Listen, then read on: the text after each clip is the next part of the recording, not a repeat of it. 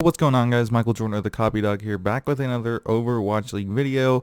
Today I'm going to be going over the Philadelphia Fusions and the Los Angeles Valiant's rosters because they're basically all confirmed. Maybe they add one or two more players, but basically it's set in stone what these two rosters are going to be. So I'm going to talk about them like right now. But before we hop into it, I am streaming tomorrow, 12 PST, 3 EST PM.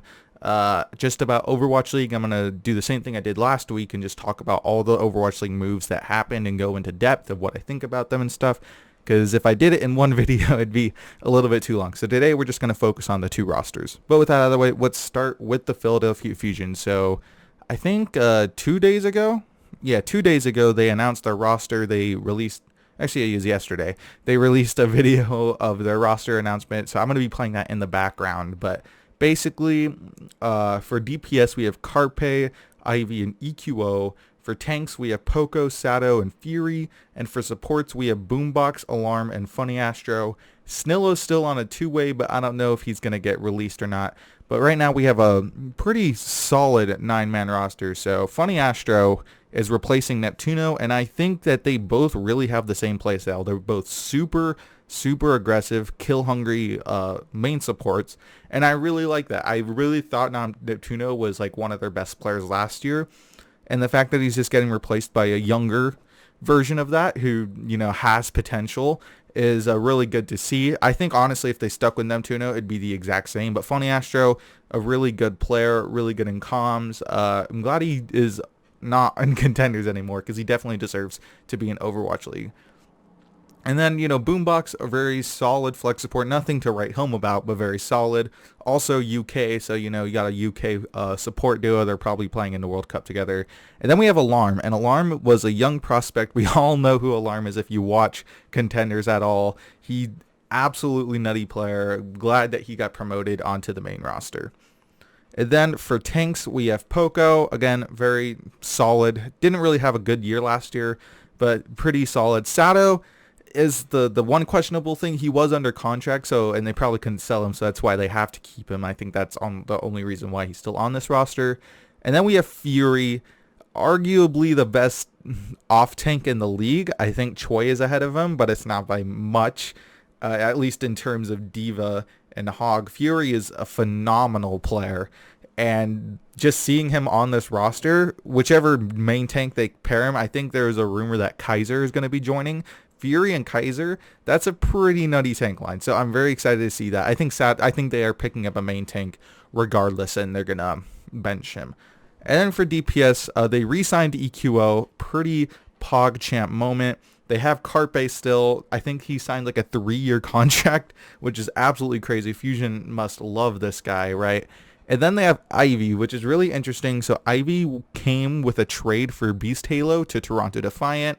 Ivy is a really solid player. Didn't really have the best year last year, but neither did Toronto. So Ivy did look good in the moments that he did play, especially stage 1. He was probably their brightest spot, and then ever since then, I think it was just Toronto falling off, which really hurt Ivy's performance. But Ivy is still a really good player in my opinion.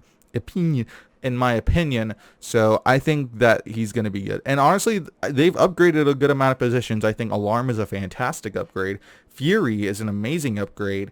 EQO is still really good, and then you have Ivy there as well, and an Ivy EQO Carpe trio, that's pretty nutty. And then you have Funny Astro, basically the same as Neptuno, maybe a little bit better. And then probably they're going to get a new main tank, I assume Kaiser, who is definitely an upgrade over Sato. So overall, Fusion are looking really good. I, again, do not want to overhype this roster like I kind of did last year, but I think this roster has a lot of promise. So let's move on to the Los Angeles Valiant, a little bit more of a sad roster, right? So they released like a leak video. You know how they leaked all those trades before, what was happening with the Valiant, like they're being broke and stuff like that, and it was a haha funny moment.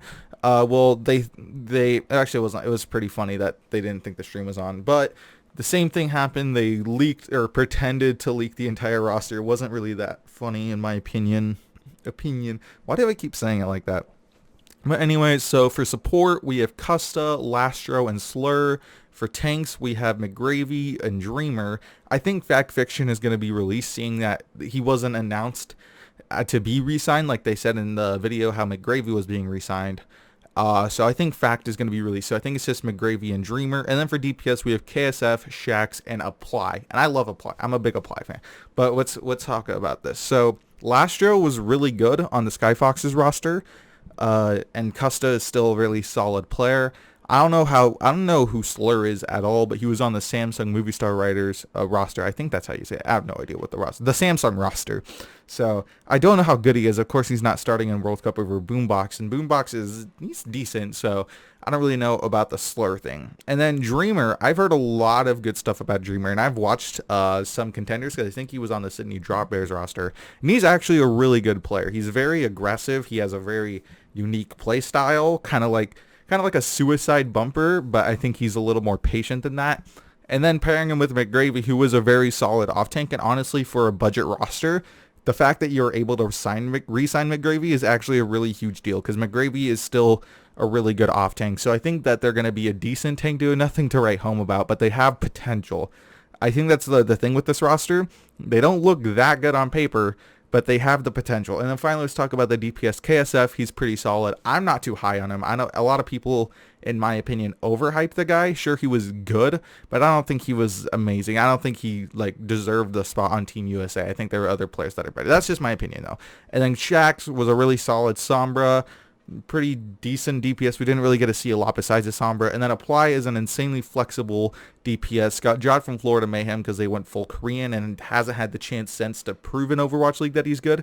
I think when he was on Florida, he did pretty decent. Of course, he was in Brig Jail, but he played Genji a couple times and he looked really good on that. So I'm excited to see this roster. I don't think that they're going to be anything to write home about again, but I think that they're going to be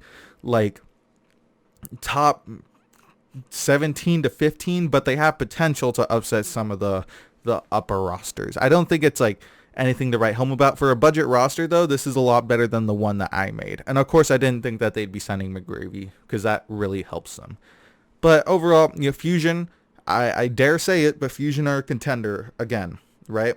They upgraded the positions that need to get upgraded.